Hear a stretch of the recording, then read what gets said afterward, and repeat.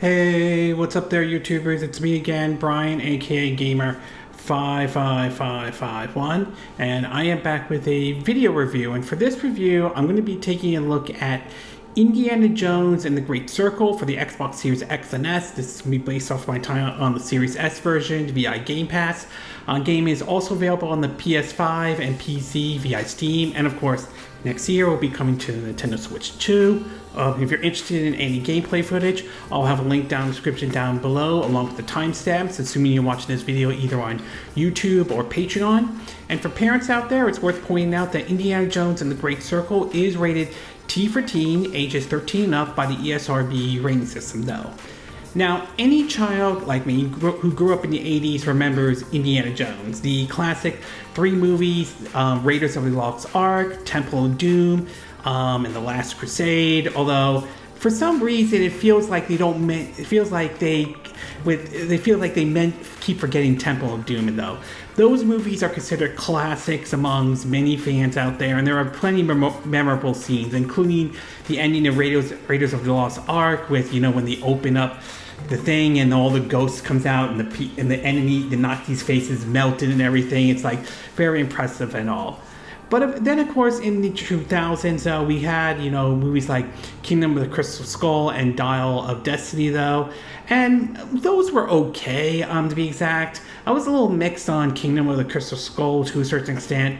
Dial of Destiny, I thought, was an improvement over Kingdom of the Crystal Skulls, but still not able to overtake the classic Indiana Jones movies, nevertheless, though.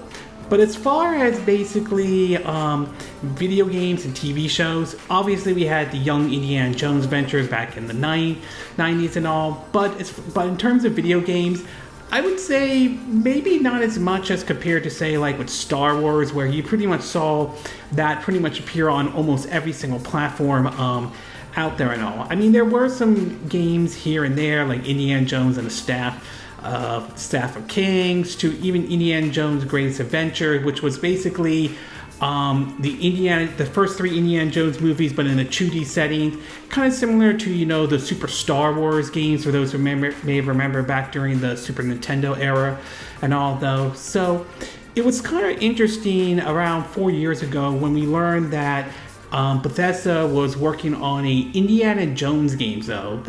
This was sort of like, after, how they announced Starfield and everything like that, and hearing how Todd Howard, who is a fan of Indiana Jones, wanted to do this type of game and all, which I understand some folks may be mixed with Todd Howard here and there on some of the decisions that he made, especially with Fallout 76. But what made it more interesting was hearing that MachineGames was basically going to be handling the Indiana Jones video game, which was interesting considering that these guys, I thought, did a really good job with the Wolfenstein games, particularly Wolfenstein The New Order and Wolfenstein 2 The New Colossus. I mean, I really enjoyed those FPS shooters. So it was sort of interesting to hear them being able to do a Indiana Jones game and all. And after spending some time with the game here and there, I will say for a licensed game, this one's really good. This one I thought was really enjoyable indeed, and I thought Machine Gun Themes did a good job with this, though.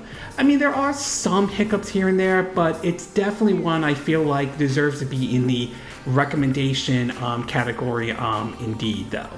So I'm going to break it down into the pros and cons, and we'll start off first with the pros. And the first one it has to do with is Troy Baker. Now, he's done many voices before, though, and for different characters here and there. And to hear him voicing Indiana Jones in this game, though, I was somewhat not sure about that, considering, the iconic Harrison Ford is always the one who is known to play that role and everything. So I wasn't really sure about this at first, but after spending some time with the game, though, I would have to say Troy Baker, I think, does a really, really good job voicing Indiana Jones, though. I think he really almost like nailed the voice of the character really, really well. And I was kind of very impressed and surprised that he was able to pull that off indeed. So I thought he did a good job voicing Indiana Jones in this game, though.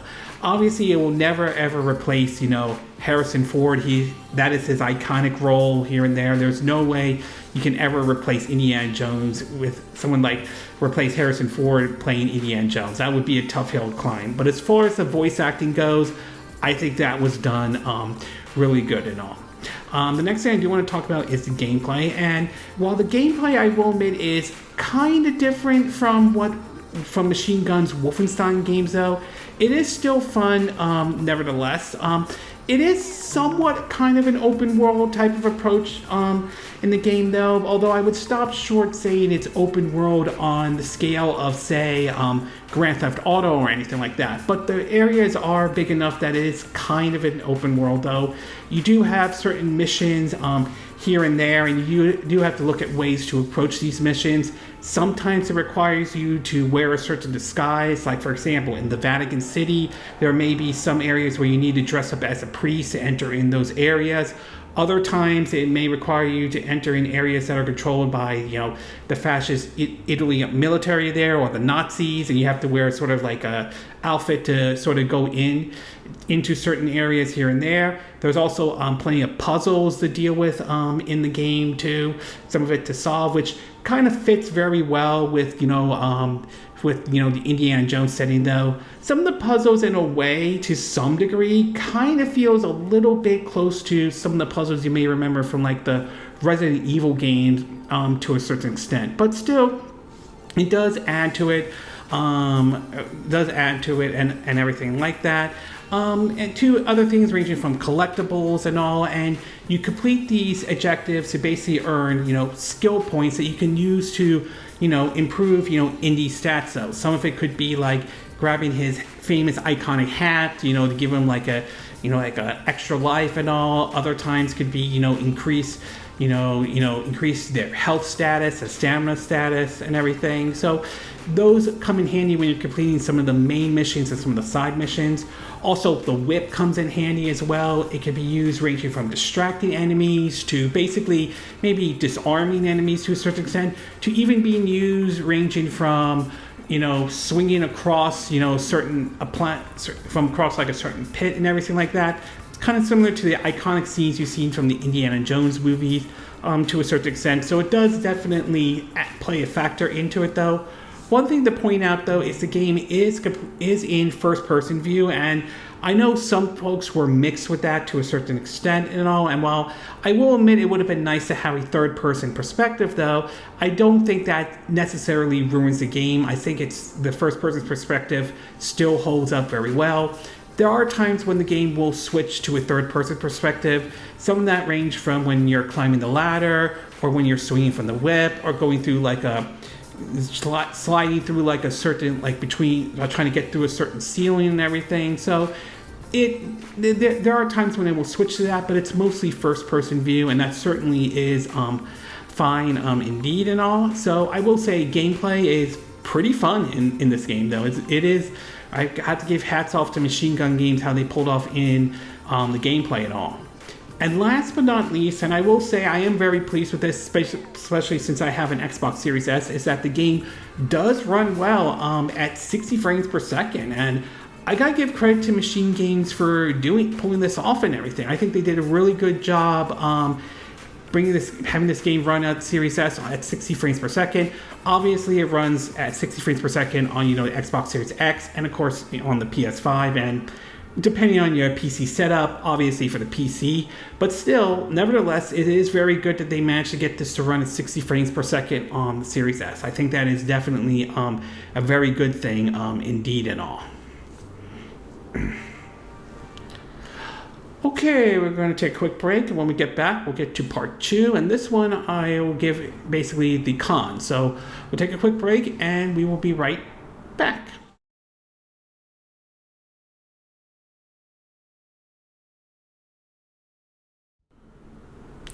Okay, and we are back with part 2 of my video review of Indiana Jones and the Great Circle. So now that I gave you the pros, why don't we get started with the cons? And there are really only 2 cons based on my time with Indiana Jones and the Great Circle. The first one I want to talk about is the visuals. Now, I will give credit to MachineGames for what they've done in terms of the visuals, though.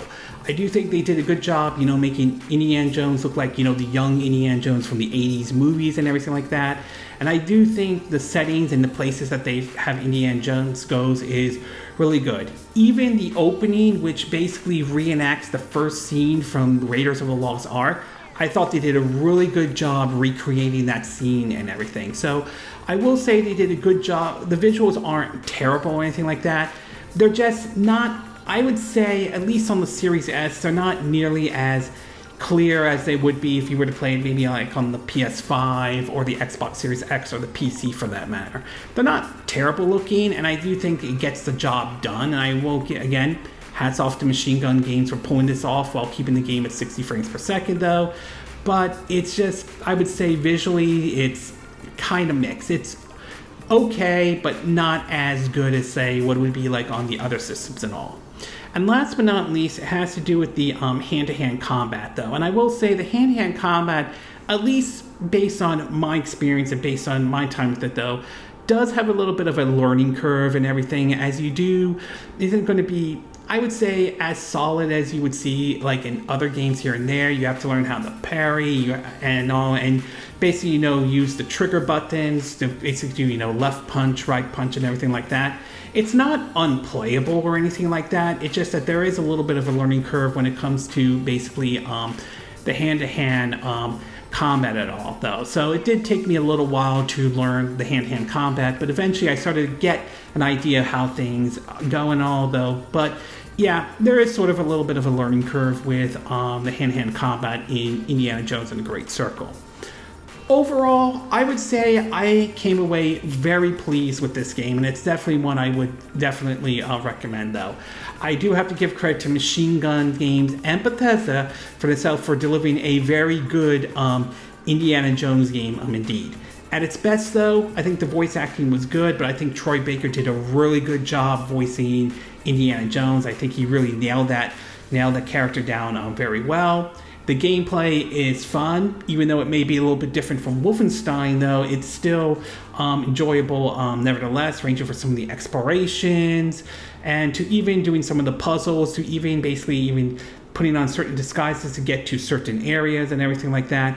And the fact that the game runs well at 60 frames per second on the Series S is definitely good. I gotta give hats off to MachineGames for pulling that off, as obviously they did a very good job in terms of optimization in regards to the Series S version and all.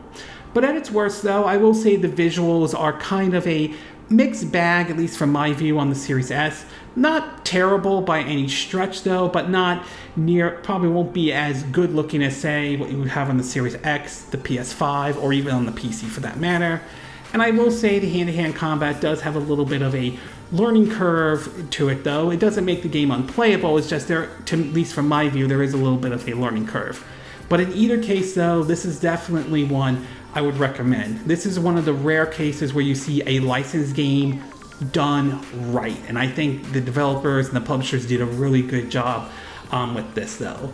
And I am looking forward to seeing the upcoming DLC, The Orders of the Giants, though, and I definitely would be down to see them doing more Indiana Jones games down the road, though. And if they could handle Indiana Jones games very well, I do kind of wonder how they can handle, let's say, a Star Wars game, though. I know those can be hit or miss, but seeing how well they handle Indiana Jones, I think the potential for a Star Wars one can work if it's done right, though. And obviously, with this game coming to the Nintendo Switch 2 next year, though, I am very curious to see how the Switch 2 version holds up. Will they be able to hit 60 frames per second? Will it utilize the DLSS in the Switch 2? So there's a lot of questions about that version, indeed, when we learn about that next year. But in either case, this is definitely on my recommendation list. It's definitely worth trying out, indeed. If you're not sure, and if you have an Xbox Series X and S or a PC, and you have PC Game Pass or Game Pass in general, try it out on Game Pass and see if it's something that will click with you or not, though. But in either case, I came away very pleased with this one, and this is definitely a recommendation in my book and all.